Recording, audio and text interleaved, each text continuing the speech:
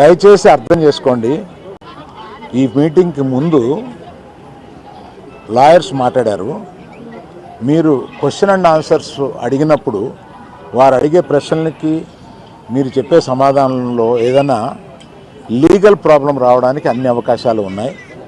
దయచేసి మీరు మాట్లాడాలనుకుంది ఏంటో వారు చెప్పారు, ఆ మాట్లాడాలనుకుంది మాత్రమే మాట్లాడండి అని అన్నారు. ఇది మీ క్వశ్చన్స్ జాడ్జ్ చేయడానికి కాదు, దయచేసి అర్థం చేసుకోండి. It is an insistence from the lawyers not to answer the questions, not to take the questions. Sir, మీరు కూడా క్వశ్చన్స్ తీసుకోకూడదు. ఏమండి? మీరు కూడా క్వశ్చన్స్ తీసుకోకూడదు. అవే పార్ట్ ఆఫ్ ద సిస్టమ్ కదా. Just one clarity about No, let me, I wanted to tell something. Let me complete.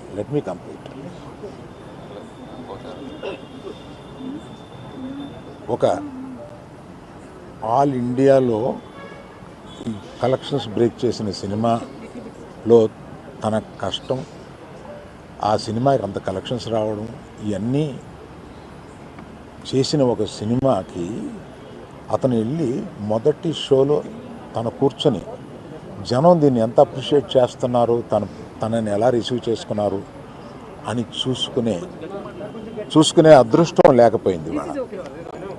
Because of an unfortunate incident he had to come back. ఆ తర్వాత ఒక తండ్రిగా నాకు ఇంత సాధించి ఇంత పెద్ద సినిమా తీసిన అతను లాస్ట్ 2 వీక్స్గా ఈ గార్డెన్లో మూల కూర్చుని ఉంటున్నాడు. రోజు ఆ పైన ఉంటున్నాడు, లేకపోతే ఇక్కడ ఉంటున్నాడు. నేను ఒకసారి ఈ గార్డెన్ దగ్గరికి వచ్చి, ఏంటయ్యా ఇట్లా ఉంటావు నువ్వు, వెళ్ళి ఫ్రెండ్స్ దగ్గరికన్నా వెళ్ళు, లేకపోతే ఏదైనా ఊరన్నా వెళ్ళు, ఏదైనా బ్రేక్ తీసుకో, ఇందులోనే ఉండి నువ్వు ఇట్లాగ మరోజుగా ఇలా కూర్చుని ఉంటావు, దేశం అంతా నీ సినిమాని సెలబ్రేట్ చేసుకుంటుంటే నువ్వు ఇట్లా కూర్చుని ఉంటావు అంటే, సో అన్ఫార్చునేట్ ఇన్సిడెంట్ కరెక్ట్గా ఇప్పుడు జరిగింది. We don't know why, but the nature did it like that. Let me take it, తర్వాత ఎప్పుడైనా వెళ్తాలే అని ఢిల్లీలో సెలబ్రేట్ చేస్తామని, బీహార్లో సెలబ్రేట్ చేస్తామని, బాంబేకి ప్లస్ మీట్కి రమ్మని, ఇట్లాగే రకరకాల సెలబ్రేటివ్ ఇవన్నీ వస్తున్నా కూడా it is not the time. It is ఒక ఫ్యామిలీ, అందులో తన అభిమానుల ఫ్యామిలీలా అయిపోయినందువల్ల అతన్ని చూస్తుంటే నాకే కడుపు తరుపుకుంటుంది. ఎందుకంటే మీరు కూడా ఒకటి అర్థం చేసుకోండి, 22 సంవత్సరాలు తను కష్టపడి ఈ పేరు సంపాదించుకున్నాడు.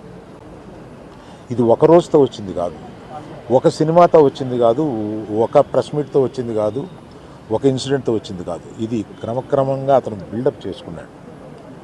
ఆ బిల్డప్ చేసుకోవడం కాదు, 3 జనరేషన్స్ నుంచి వస్తుంది.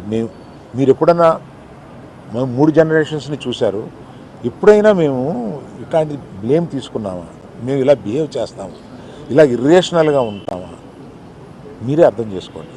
ఎందుకంటే మేము ఎటువంటి మనుషులు అనేది పబ్లిక్కి మీకు తెలుసు, మీరు చూస్తున్నారు, మమ్మల్ని అందరినీ చూస్తున్నారు. మేము మీ కళ్ళ నుంచి ఎవరూ తప్పించుకోలేము. అటువంటిది ఇటువంటి ఒక ఫాల్స్ ఇన్ఫర్మేషన్ తోటి ఒకరు మాట్లాడుతుంటే అది బాధేసింది వాళ్ళు చూస్తే. కనుక ఈ క్లారిఫికేషన్ ఇవ్వాలని అతను అన్నప్పుడు తప్పనిసరిగా ఈ క్లారిఫికేషన్లో లీగల్ అబ్జెక్షన్స్ ఏమైనా ఉన్నాయని కనుక్కొని లేవు అని తెలిసిన తర్వాత ఈ క్లారిఫికేషన్ ఇచ్చారు. దయచేసి ప్రెస్ వారు, ప్రజలు, మీరంతా